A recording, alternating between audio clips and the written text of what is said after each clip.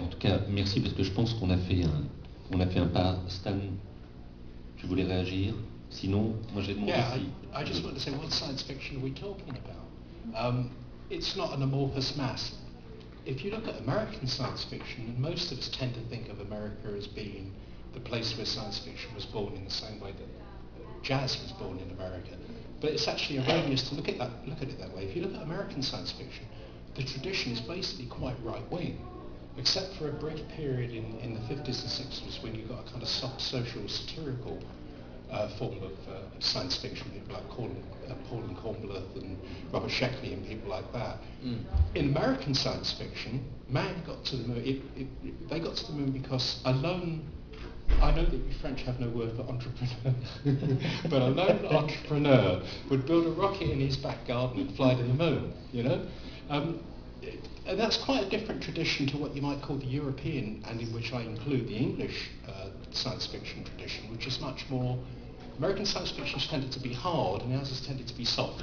Theirs has tended to be scientifically rigorous, ours has tended to be sort of socially conscious. There is that difference. So what are we talking about? And also, to contradict something I said earlier about inventing things, science fiction, wherever it comes from, actually has a really, really bad record of prophecy. I mean, science fiction didn't prophesy home computers. There isn't one example of any piece of science fiction literature that said we would all have a desktop computer.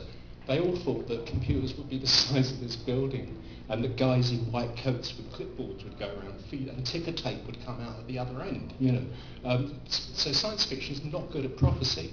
So it's just as well that prophecy isn't what science fiction is about. I've just written a piece for a book about Metropolis, the film Metropolis, and my wife Anne has also written a piece. A number of writers were invited to pick a favourite science fiction film and just write and say why. Why do you think this film is important? So I looked at Metropolis again, which I've always sort of loved. And if you look at that posited a world in which it takes place in the year, I think, 2032, something like that. I can't remember exactly when. But if that film were accurate, everything would be run by steam. We'd have people living underground with big furnaces. We'd have biplanes.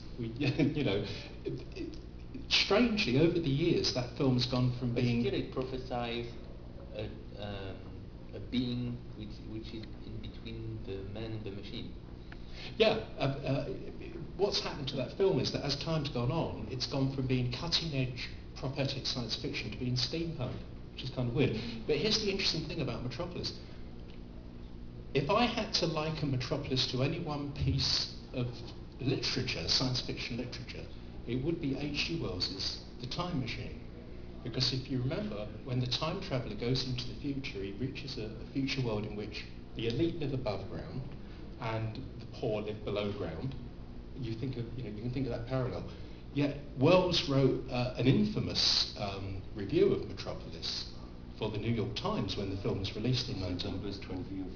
Yeah, saying that it was silly nonsense and rubbish, it would never happen, and the idea that people were told that there would be a working class is ridiculous because that would go, people would not be poor. He said that the absolute height of silliness was the robot. The robot, in fact, was really cool. I think the robot was very, very cool and very fanciful as well, a very erotic robot. The femboat. The robot prince. Yeah. So there is an example. So the point I'm trying to make is when we're talking about things coming to pass in science fiction, what kind of science fiction are we talking about? You can say that American hard science fiction may have come up with something that the scientists have now given us, like a form of jet plane or something.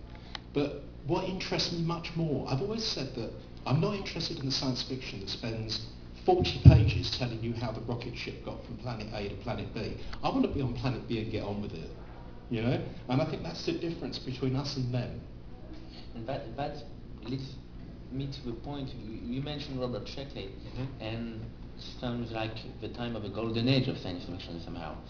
And what made Robert Sheckley be a good representative of it, contradictory to what I've just told about writers or writers being reader writers who are just reproducing a trip, is that Robert Sheckley apparently were taking his influence from the world itself, like when he's telling the story about people whose way to fight is to suicide himself. He's thinking of the Mayan, of the Aztec culture as an example, and is much more developing ideas from the real world and making prediction, not real prediction, but trying to develop the idea to its extreme meaning, and which the writers nowadays, from what I know, because I'm not an expert, are more trying to reproduce what the other artists did at that time.